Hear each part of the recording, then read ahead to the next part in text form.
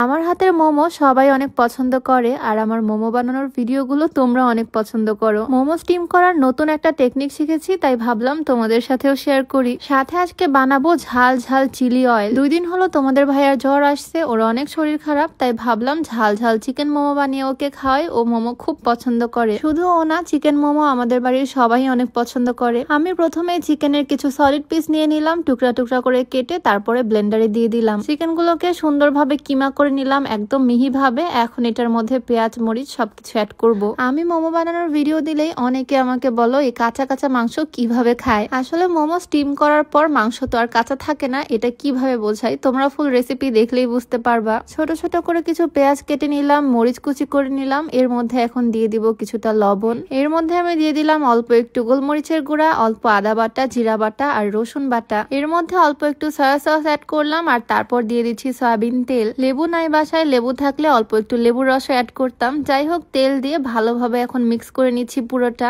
এইটাই কিন্তু চিকেনের পুর, আর এটা স্টিম করার পর যখন ভিতরে থাকবে এটা কিন্তু প্রপার কুক হয়ে যাবে। পুরটা বানিয়ে এক সাইডে রাখলাম আর এখন আটার ডোটা বানিয়ে নিচ্ছি। আটা নিয়ে নিলাম, একটু লবণ দিলাম, একটু তেল দিলাম, ভালোভাবে মিক্স করে নিচ্ছি। তার মধ্যে দিচ্ছি অল্প পানি। আচ্ছা, আমার চিকেন মোমো বানানোর ভিডিওগুলো তোমাদের কাছে কেমন লাগে বলো তো? এই দিয়ে মনে হয় 3 বারের মতো আমি এটা রেসিপি শেয়ার করতেছি, আর প্রত্যেকবারই তোমরা অনেক পছন্দ করো এই ভিডিওগুলো। আজকে যদিও মোমোটা অন্যরকম ভাবে স্টিম করব, সেজন্যই ভাবলাম তোমাদের সাথে শেয়ার করি। তো কথা বলতে বলতে এদিকে আটা দিয়ে ছোট্ট ছোট্ট করে রুটি বেলে নিলাম। তার মাঝখানে 1 চামচের মতো চিকেনের পুর দিলাম। ভাঁজটা তোমরা দেখে নাও, এক সাইডে পানি লাগিয়ে দিয়ে আমি উল্টে এভাবে আটকে দিচ্ছি পুলি পিঠার মতো। আর তারপর এক কোণা একটু পানি লাগিয়ে এইভাবে ফোল্ড করে আমি সুন্দর করে আটকে দিচ্ছি। এই হচ্ছে মোমোর শেপ। আজকে সবগুলো মোমো আমি এই শেপে বানিয়ে নিব। এই শেপগুলো কিন্তু অনেক কিউট লাগে দেখতে। আমি যখনই মোমো বানাতে বসি তখনই আমার মনে হয় পিঠা বানাচ্ছি। মোমো যদিও পিঠার মতোই একটা খাবার, তবে পিঠা হয় মিষ্টি আর এটা হচ্ছে ঝাল ঝাল। তো এক এক করে সেম প্রসেসে আমি সবগুলো বানিয়ে নিচ্ছি। এই যে আমার কিউট কিউট মোমো গুলো আস্তে আস্তে রেডি হচ্ছে।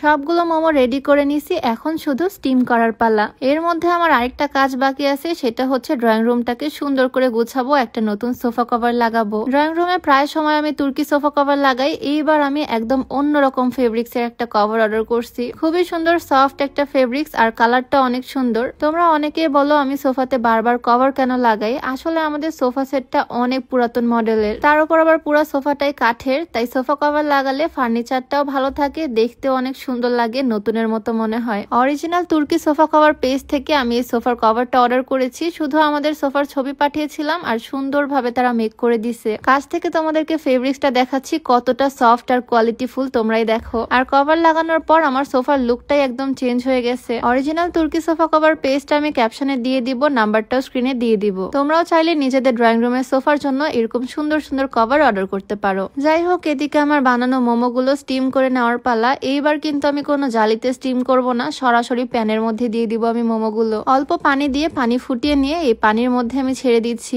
এই সিস্টেমটা আমি নতুন শিখেছি, আর এভাবে মোমো স্টিম করলে খুবই তাড়াতাড়ি মোমো সিদ্ধ হয়ে যায়। খুব একটা সময় লাগে না, ঝামেলাবিহীন ভাবে খুব সহজে অল্প সময় রেডি হয়ে যায়। আমি আজকে প্রথমবার এই সিস্টেমে বানাইছি, নেক্সট টাইম ইনশাল্লাহ আরো পারফেক্ট হবে। সেম ভাবে আমি আরেক প্লেট মোমো রেডি করে নিলাম। এগুলোকেও আমি একই ভাবে স্টিম করে নিচ্ছি, যদিও স্টিম না, একদম ডিরেক্ট বয়েল করতেছি। আজকের মোমো গুলো কিন্তু খুবই কিউট হয়েছে, তাই না? মাশাআল্লাহ, বাড়ির সবাই মিলে খুব মজা করে খাওয়া যাবে। এক পাশে চুলায় মোমো দিলাম, আর এদিকে আমি চিলি অয়েলটা রেডি করে নিচ্ছি। গরম গরম মোমোর সাথে ঝাল ঝাল চিলি অয়েল। তেলের মধ্যে চিলি ফ্লেক্স, গুঁড়া মরিচ, অল্প লবণ, অল্প সাদা তিল, অল্প একটু চিনি আর একটু রসুন কুচি, বাস রেডি। এখন একটু নাড়াচাড়া করে নিলেই গরম গরম ঝাল ঝাল চিলি অয়েল একদম রেডি। বিদেশিরা চিলি অয়েল খুব খায়। তোমাদের ভাইয়া জ্বর আসছে, তার সাথে ঠান্ডা লাগছে, ঝাল ঝাল চিলি অয়েল দিয়ে মোমো সে খুব মজা করেই খাবে। আমার মোমো সার্ভ করা কমপ্লিট, এখন শুধু টেস্ট করার পালা। আর তোমরা যারা ওজন কমাতে চাও এই হার্বাল স্লিম টিটা ট্রাই করতে পারো। এইটা খেলে পেটটা ভরা ভরা ফিল হয়, যার কারণে ক্ষুধা কম লাগে আর আস্তে আস্তে ওজনটা কমে আসে। সাথে গ্যাস্ট্রিকের সমস্যাটাও দূর হবে। এইটা তোমরা বিউটি বাই লিম পেজ থেকে পেয়ে যাবা। পেজটা ডেসক্রিপশনে মেনশন করে দেওয়া থাকবে, নাম্বারটাও স্ক্রিনে দিয়ে দেওয়া থাকবে। তো এদিকে মোমোর সাথে চিলি অয়েল তো বানিয়েছি, আর ছোট্ট একটা বাটিতে সস নিয়ে নিলাম। আমার 1 প্লেট গরম গরম মোমো একদম রেডি। মোমো দেখে তো সে খুবই খুশি। ওর চেহারা দেখে হয়তো বোঝা যাচ্ছে ও অনেকটাই অসুস্থ। সবাই ওর জন্য দোয়া করো। 1 প্লেট মোমো নিয়ে সে তো একাই বসছে, তবে সবগুলো একা খেতে পারবে না, আমরা সবাই মিলেই খাবো। বাড়ির সবার জন্য বানাইছি আজকে। রিয়াকশন দেখে হয়তো বুঝতে পারতেছো এটার কতটা পছন্দ। সবাই অনেক পছন্দ করে আমার হাতের মোমো। তোমরাও চাইলে এভাবে একদিন বাড়িতে বানিয়ে ট্রাই করতেই পারো, খুবই মজা হয়। যাই হোক, তোমাদের সাথে দেখা হয়ে যাবে নতুন নতুন কোনো ভিডিওতে। আজকে এ পর্যন্তই। সবাইকে আল্লাহ হাফেজ, আসসালামু আলাইকুম।